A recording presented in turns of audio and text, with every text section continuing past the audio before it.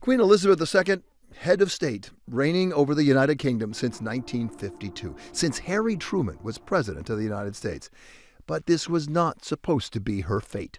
Elizabeth Alexandra Mary Windsor, born April 21, 1926, she never expected to become queen. Not until 1936, when her uncle, the king, quit in scandal for marrying a divorced American woman. That meant Elizabeth's father got the throne, King George VI, and that left the 10-year-old Princess Elizabeth, called Lilibet by her family, that left her next in line. Later, she would win public admiration for her work during World War II, training as a truck driver and a mechanic. And on her 21st birthday, Elizabeth committing to public service. My whole life, whether it be long or short, shall be devoted to your service and to the service of our great imperial family.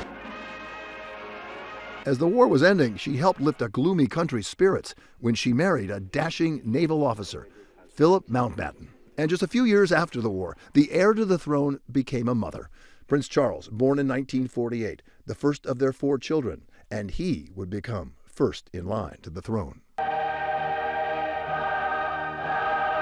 Her coronation, the first to be televised from Westminster Abbey, and it was watched by millions around the world. Queen Elizabeth traveled the globe, visiting the many countries that made up the Commonwealth of Nations. She worked with 14 prime ministers, starting with Sir Winston Churchill, and met with 13 American presidents, including President Biden. There were plenty of highs, but like everyone else's life, there were also some lows.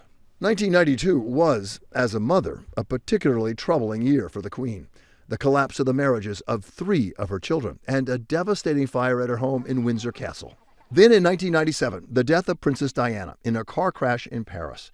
5 years after her divorce from Prince Charles, Diana was still a much admired person, and the Queen sparked a public backlash after it took her several days to publicly mourn Diana and pay tribute to her former daughter-in-law. First, I want to pay tribute to Diana myself. She was an exceptional and gifted human being. And in more recent times, her son, Prince Andrew, embroiled in a sex scandal involving kids and trafficking and Jeffrey Epstein, and it rocked the monarchy to its foundations. And then there was the royal family's turbulent relationship with the wife of Prince Harry, Meghan Markle.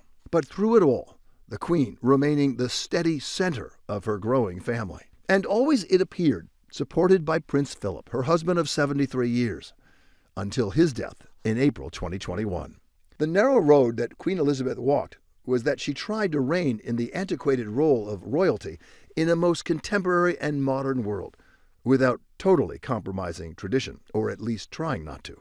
To a Great Britain that loved her, she dies the longest reigning British sovereign in history, a symbol of steadfastness in an age of unprecedented change.